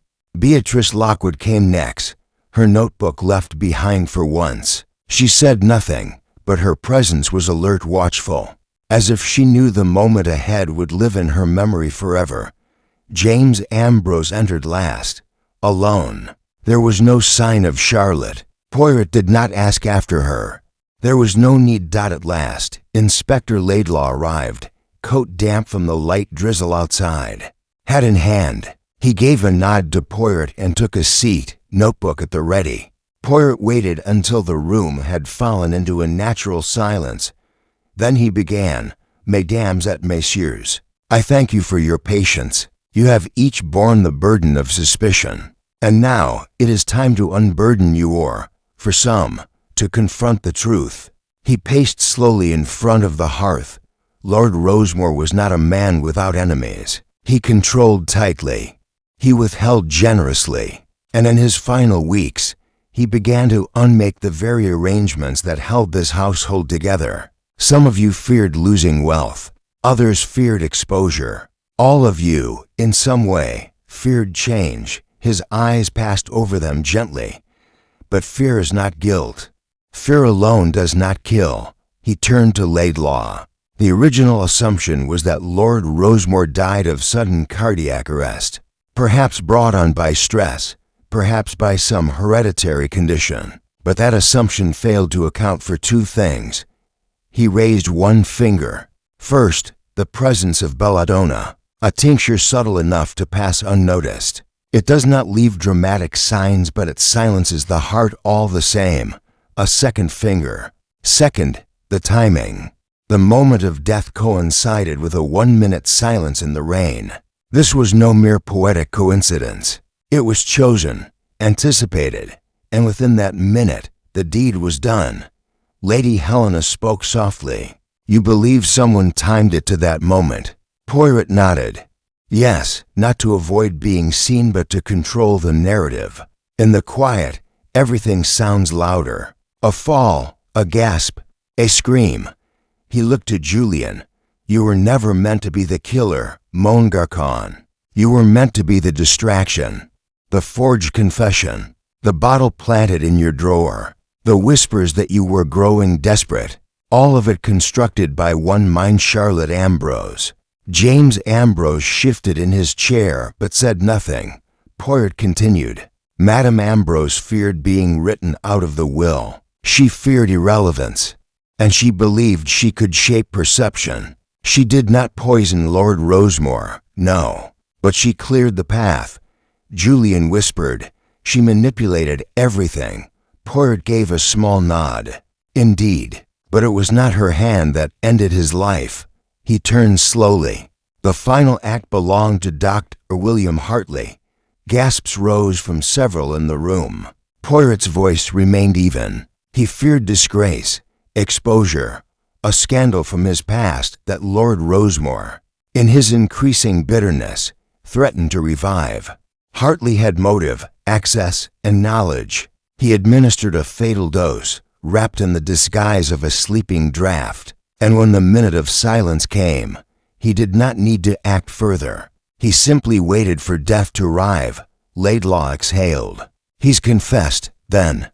Yes, Poirot said. He will surrender himself. His silence is over. A hush followed. Lady Helena leaned forward. And what of the will? Poirot produced an envelope from his inner pocket, recovered from a locked folio in the attic, hidden not by Charlotte but by Lord Rosemore himself. He feared his own mind. He changed it often. He hid things from others, and from himself. He handed the envelope to Laidlaw. It confirms that Charlotte had indeed been written out, but it also reveals something else. A small legacy, left to one who had never asked for anything. He looked at Beatrice. Miss Lockwood, your uncle left you the summer house and the wooded land around it, for your quiet observations and unspoken loyalty. Beatrice's eyes widened. I didn't know. Poirot smiled. That is why you received it. He turned to the others. The story is complete. But not all stories end in punishment. Some end in reflection. He bowed slightly. I leave that to the law and to your own conscience. Poirot walked to the door, paused, and added softly, in the end, it was not the poison, nor the storm, nor the silence that killed him. It was fear. Fear, when unspoken, becomes the most lethal thing in any house. And with that, he stepped into the corridor, leaving the rest to reckon with what remained. Chapter 16. The reveal. Day after the final gathering dawned pale and muted, as though the very light had been chastened by the revelations that echoed through Rosemore's long halls. Word of Dr. Hartley's quiet surrender had already begun to circulate through the nearby village, though few knew the details. Those who remained within the estate carried themselves, as though walking through the final act of a play whose lines had been delivered, but whose silence remained unresolved. In the drawing room, Poirot stood alone. No audience now, no suspects, no constables, no speeches required. He stood by the tall window, gazing out at the mist-shrouded rose garden, his reflection faint in the glass, a solitary figure still sorting through the residue of truth. Behind him, a soft knock. Beatrice Lockwood entered, her expression unreadable. In her hands, she held a folded piece of parchment. Poirot turned with a nod. Mademoiselle, she approached. You left this in the study. He accepted the paper. It was not something he had misplaced. It was the final page of Lord Rosemore's journal, the one recovered from the false bottom weeks earlier.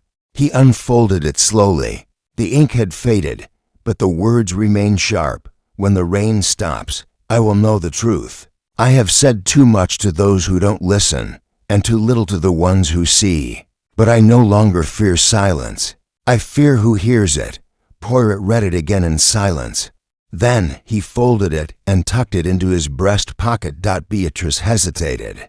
Do you think he knew? Poirot looked at her gently. Knew that death was near? Yes, knew who would deliver it. No, but he knew someone would. That is why he prepared the silence. It was not a prophecy. It was an invitation. To who? To guilt. He left it to knock. Beatrice sat down on the window bench. Will you stay until Charlotte is taken? Poirot shook his head. No, that is Inspector Laidlaw's duty now. The part of the performance that requires the law has concluded. What happened to James? She asked. He did nothing, but he knew. Poirot gave a sad smile. To live beside a lie long enough is its own kind of sentence. He will not speak of this again, nor will anyone make him. They sat together for a moment. the hush between them filled only by the soft tapping of rain on glass.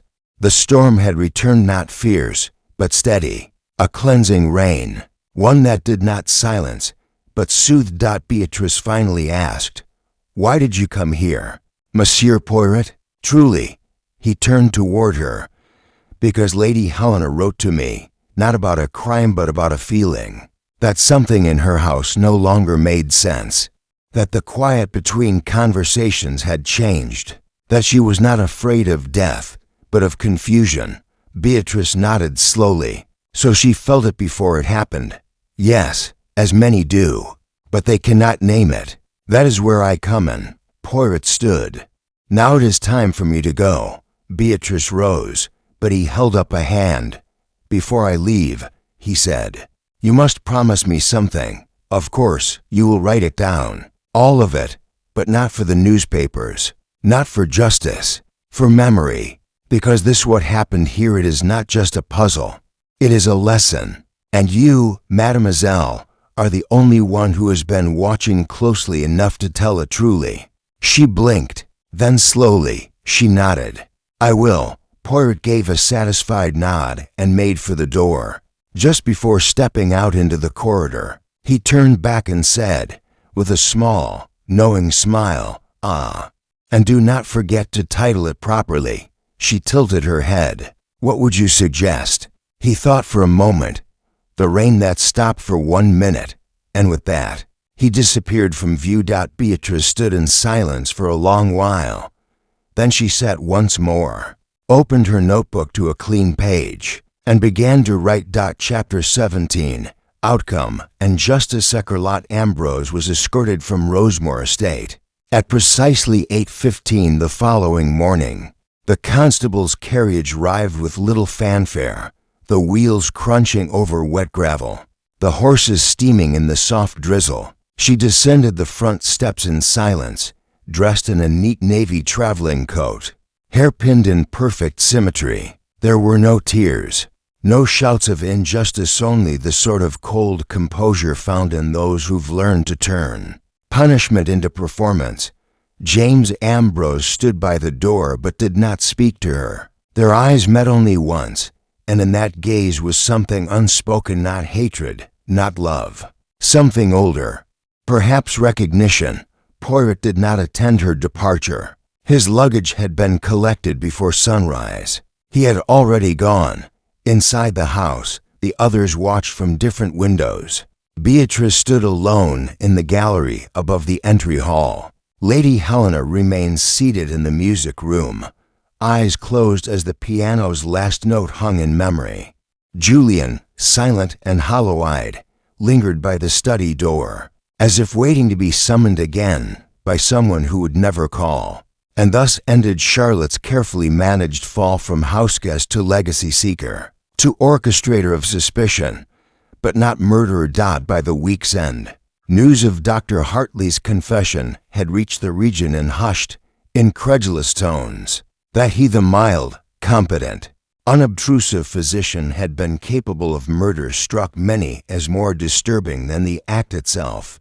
The court proceedings were set to begin within the fortnight. Laidlaw, with the help of a signed affidavit and Poirot's detailed testimony, had everything necessary. Dr. Hartley offered no plea, no defense, only a short, tired statement when asked why. "I thought I could quiet it before it ruined me. I didn't realize how loud it would be after." Lady Helena chose not to attend the hearing. Her grief had shifted forms. It was no longer mourning for a husband, but mourning for what had grown around him. The rot that had festered behind walls of politeness, inside afternoon teas and garden parties, had finally cracked through. And yet, despite the sorrow, she felt lighter. A kind of clarity had emerged, like sunlight over broken stone.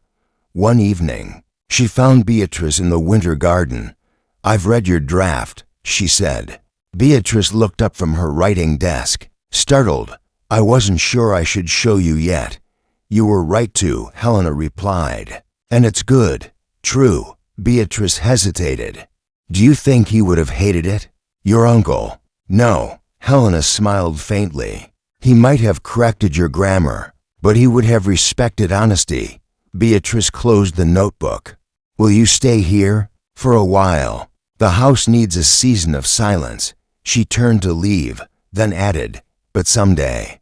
Perhaps it should open again, when the ghosts are less eager to speak. Julian Fay left 2 days later, a quiet departure, unnoticed by most.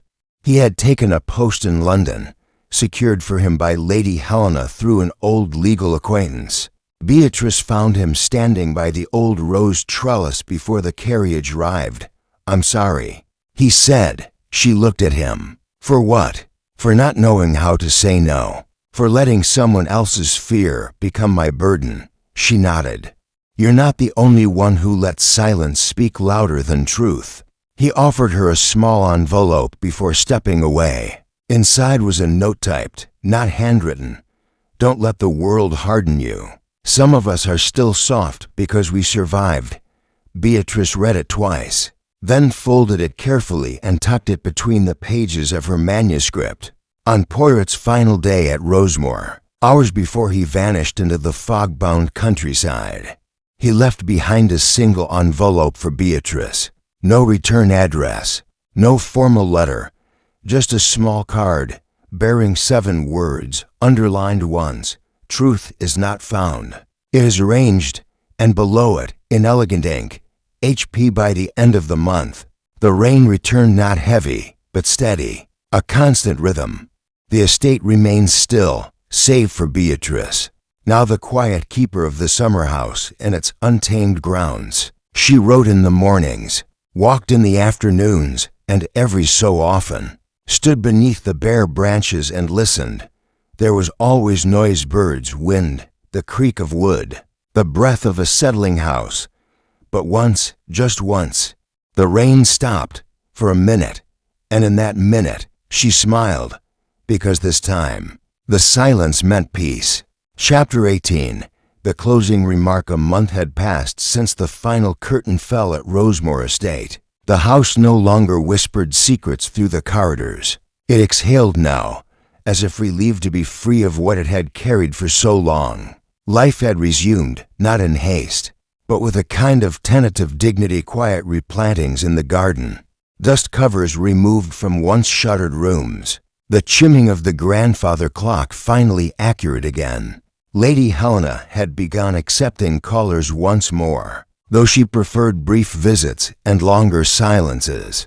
James Ambrose had departed for the north, his letters to Helena courteous and sparse. Charlotte remained in custody, awaiting a sentence that now seemed inevitable. Though not without complexity, Dr. Hartley had formally confessed and requested no defense. The courts, moved perhaps by the sheer plainness of his guilt, treated him with firm but dispassionate justice. But it was Beatrice Lockwood who changed most of all. Each morning, she woke early and walked through the grounds past the reflecting pool, down the overgrown orchard paths, and to the clearing just beyond the wood where Lord Rosemore's hounds once used to run. There she would sit with a small lap desk and a thermos of tea, writing carefully and without haste. Her manuscript, titled "The Rain That Stopped for 1 Minute," grew each day less a case report and more a human study, 1 page at a time. Her dedication read simply, "To those who listen before they accuse, and to those who fear the wrong thing." Far from Rosemore, deep in London's fog-threaded neighborhoods, Hercule Poirot sat at a cafe on King's Road, sipping a perfectly warm tisane. Across from him, Inspector Laidlaw thumbed through a small folder of clippings, newspaper reports, court statements, and the faint buzz of public speculation surrounding the case. "They still call it a double crime," Laidlaw muttered. "Some say Charlotte was the true mastermind. Others say she was just as much a victim." Poirot gave a small, deliberate shrug. "Ah, but such debates, they belong to those who need tidy endings." He stirred his cup. "The truth, mon ami, is that most crimes are not born from hatred alone. They are born from bruised pride, unattended fear, and the slow erosion of self. Charlotte was not a murderer, but she taught someone else how to become one. Laidlaw sat back.